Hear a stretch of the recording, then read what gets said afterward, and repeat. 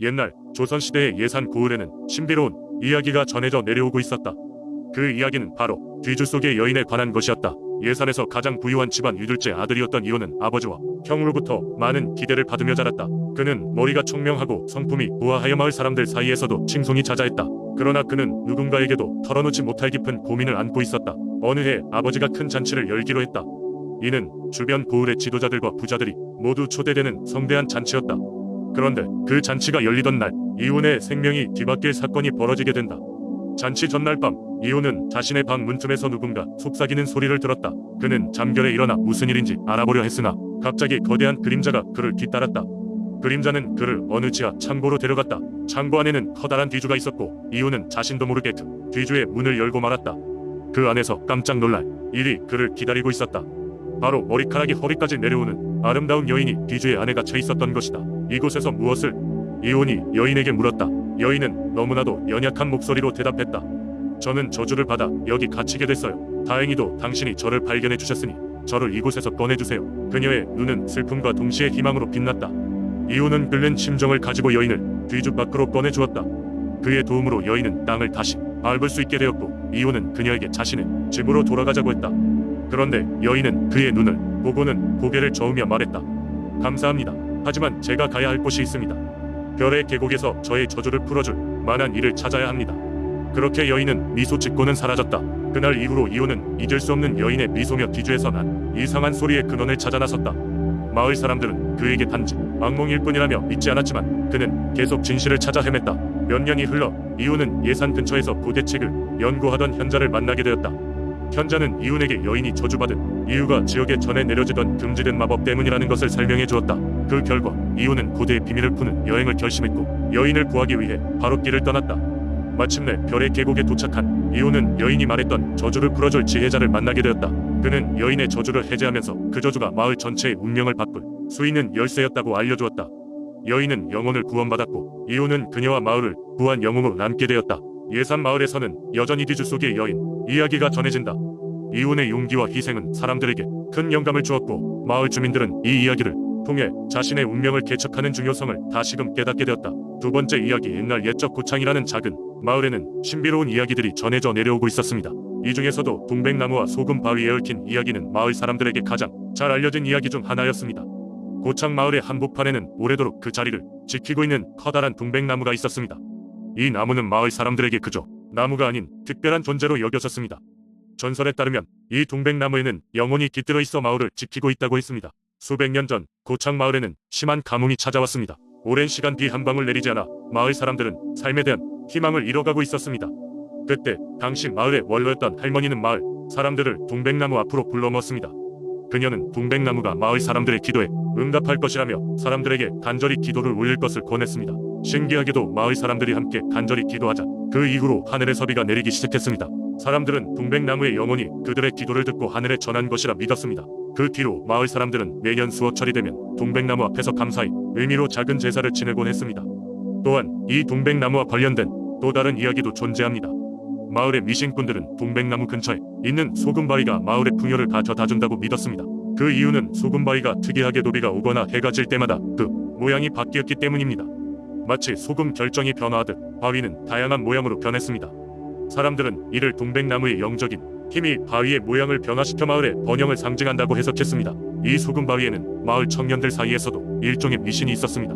바위가 가장 아름다운 형태로 변화하는 날밤에 그 바위를 만지는 소원은 반드시 이루어진다는 것이었습니다. 그래서 청년들은 각자 소원을 간직한 채 매년 그날에 몰래 소금바위를 찾아갔습니다. 고창 마을의 이 오래된 신앙은 세월이 흘러도 변하지 않았습니다. 사람들은 지금까지도 동백나무와 소금바위를 마을의 수호자로 믿으며 마을의 전설이 사라지지 않도록 그 이야기를 후손들에게 계속해서 전하고 있습니다. 고창의 동백나무와 소금바위는 사람들에게 단순한 자연물이 아닌 희망과 보호의 상징으로 자리잡고 있습니다. 세 번째 이야기 옛날 옛적 경상남도 진주 근처의 산속에는 신비로운 여우가 살고 있었습니다. 이 여우는 보통의 여우와는 달리 그 모습이 눈이 부시게 아름다웠습니다. 그녀의 털은 은은한 달빛을 받으면 빛을 발하여 마치 하늘의 별처럼 반짝거렸습니다. 사람들은 그녀를 진주 여우라고 불렀습니다. 진주 여우는 보통 여우의 삶을 따르지 않았습니다. 그녀는 인간을 무서워하지 않았고 오히려 그들과 교류하며 삶을 나누는 것을 즐겼습니다. 어느 날 진주의 한 젊은 농부가 그의 밭에서 해가 지기 전까지 일을 하고 있었습니다. 그는 피곤하고 지쳐 있었고 농작물을 수확하여 가족을 부양할 걱정에 가득 차 있었습니다. 그렇게 걱정에 잠긴 채 밭에 앉아있던 농부에게 진주 여우가 나타났습니다. 그녀는 처음에 아름다운 달빛에 눈이 부신 농부의 앞에 천천히 걸어와 앉았습니다. 여우는 농부에게 말을 건넸습니다. 고운 젊은 농부여, 그대의 걱정을 덜어줄 방법이 있어. 나와 함께 가면 그대가 바라는 것을 이룰 수 있는 비밀을 전해주리다. 농부는 잠시 놀랐으나 여우의 신비로운 눈빛과 부드러운 목소리에 끌려 그녀를 따라 나섰습니다. 여우는 농부를 깊은 산속에 비밀스러운 장소로 안내했습니다. 그곳은 반짝이는 나무와 은빛, 연못이 자리한 아름다운 숲이었습니다. 여우는 농부에게 연못가에 서라고 했고 그를 향해 연못 속에서 맑은 물을 한 손 가득 버올렸습니다. 그 물은 은빛처럼 반짝였고 여우는 이 물을 농부에게 나누어 주었습니다. 그러고 나서 여우는 말했다.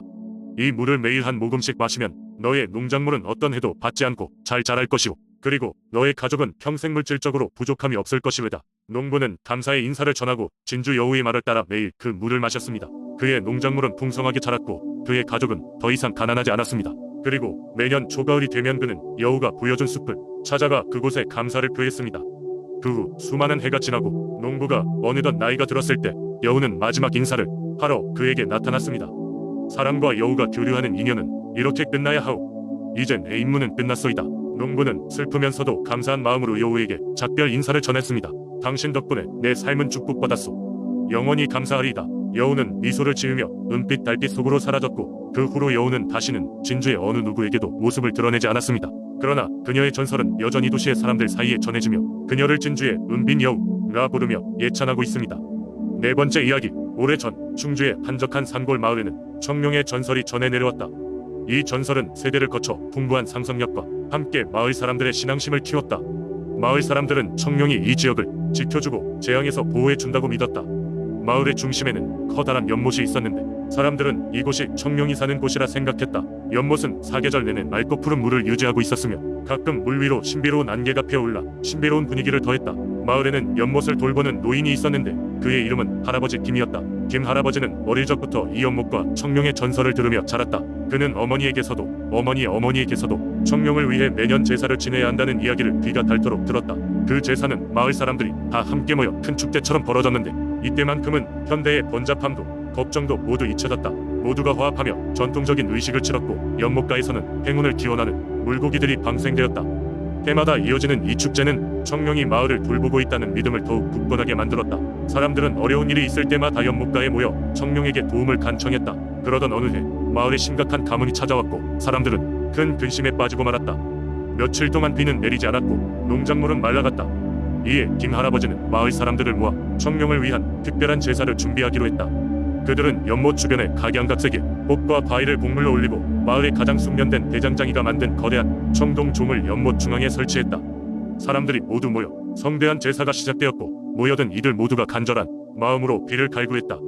사람들이 축제를 즐기고 연못 주변을 밝히는 등불을 바라보던 그 순간 갑자기 비가 뿌리기 시작하더니 이내 퍼붓는 큰 비로 변했다. 모든 사람들은 놀라움을 금치 못했다. 청룡이 진정으로 그들의 기도를 들은 것이라 여겼다. 그로부터 며칠 동안 계속된 비로 인해 마을은 다시 활기를 되찾았고 사람들은 청룡에게 감사하는 마음을 더욱 깊이 새겼다. 이후로도 마을에서 크고 작은 일이 있을 때마다 사람들은 청룡의 연못으로 모여들었다. 청룡의 전설과 함께 살며 그 전설 속 신비로운 존재가 이끄는 대로 충주 사람들은 자연과 더불어 살아가고 있었다. 오늘날에도 김 할아버지의 후손들은 여전히 그 전통을 이어가며 마을의 축복이 계속되기를 기원하고 있다. 이렇게 충주의 한 산골 마을은 세대를 넘어 내려오는 민속신앙을 통해 서로를 지지하고 보호하며 평화롭게 살아가고 있다.